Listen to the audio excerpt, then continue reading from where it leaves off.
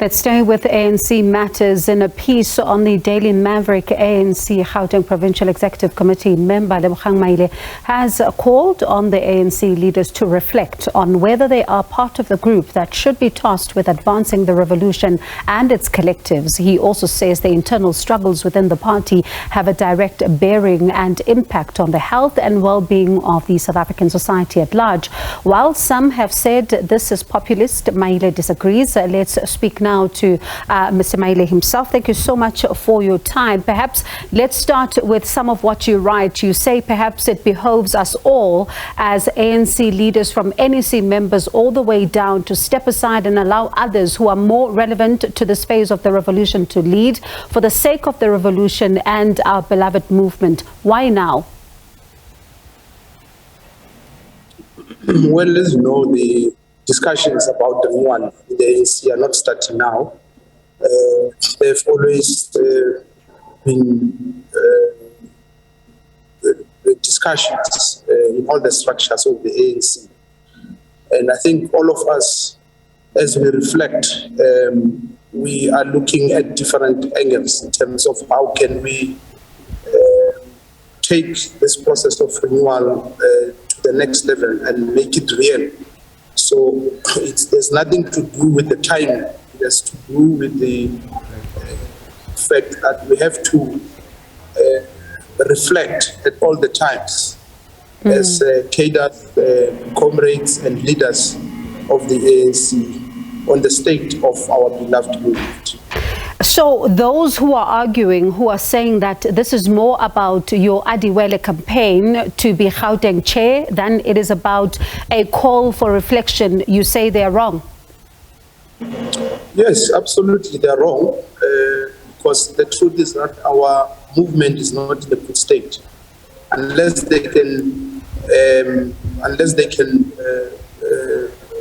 say I'm wrong, they know that internally we are faced with a number of challenges. Unless they disputing that as well, they know that we have not performed well in the previous elections, unless they can dispute that.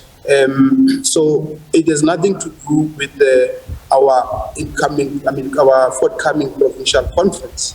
It has to do with the culture of debate in the ANC and being robust and honest about the situation we find ourselves as a movement. Because if we don't debate honestly and we lie to ourselves, we will not be able to solve the problems and the challenges that our movement finds itself. It sounds to me like you're saying the ANC is not having an honest conversation with itself, especially now that it's talking renewal and unity.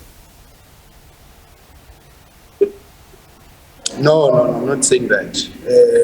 You see, that's why I started by saying the discussion about renewal is not starting now. But you are saying, pardon me, you are saying that you must have honest conversations. You must have honest conversations. You must not lie to yourselves. So I'm asking at the back of that are you suggesting the ANC is not having an enough or an honest conversation about the current state it finds itself in? No, it is. You know, when you have a debate, there will be people who are agreeing with your views, and the people who are not agreeing. There will be people who would want to believe their own propaganda. There are people who will try to be honest and raise issues sharply. So it's very simplistic to say the ANC is not having an honest discussion. So we are having discussions in the structures of the ANC, in these conferences that are coming, and we will strengthen. You have seen the NEC of the ANC has even strengthened the step-aside rule. So we are saying let's intensify these discussions. Let's move with the speed that is required to ensure that we fix that which is wrong, and we don't wait until our movement has collapsed completely. I'll get to the step-aside rule in just a moment, but I'm keen to find out on something that you've said. The support for the party in Gauteng has been declining over the years. It's been evident.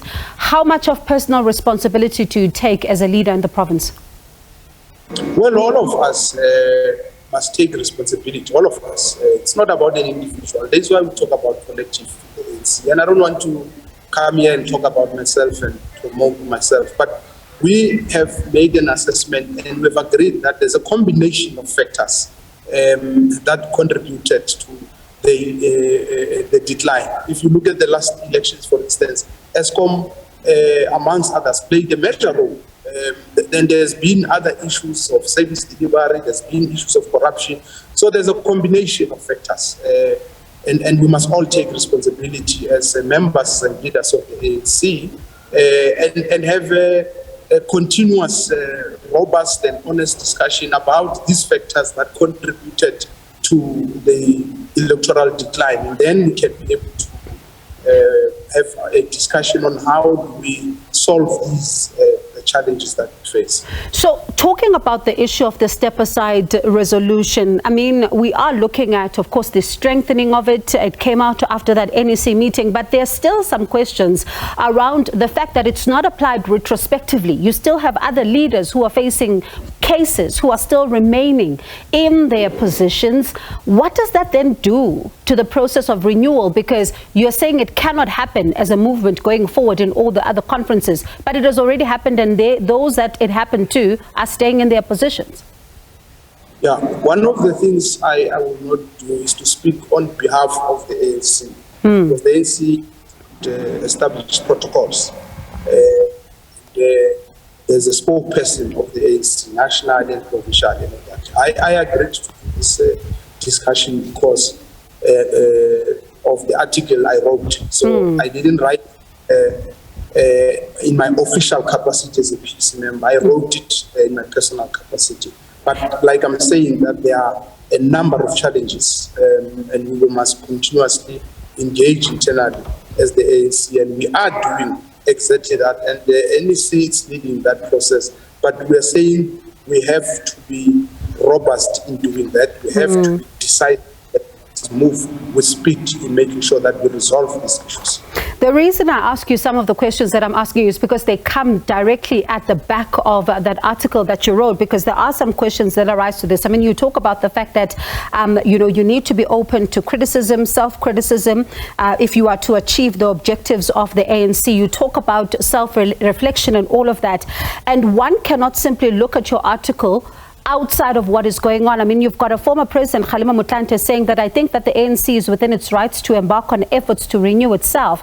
However, South Africans should not be bound by that timetable. South Africa should move on, and at whatever point when the ANC believes it is a new formation, it must catch up with South Africa. He goes on to talk about the fact that formations that are going to take South Africa forward are still going to come in the future. And yet you are talking about some of those here in this article who must take South Africa forward, who must carry the values of the country. Why do you believe that you, as part of the ANC leadership, especially in Gauteng, are such an individual to take the ANC or even the province forward? I believe in the ANC policies and the historic mission and what which we seek to achieve through the national democratic revolution.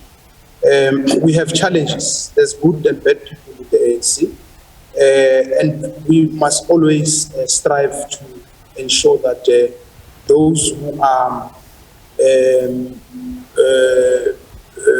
representing the interests of the revolution, and those with integrity, those who are committed, that are trustworthy, must be given the responsibility. But that is for the ANC members. That is a determination that must be made by ANC members on who is that person. So I'm not going to promote myself.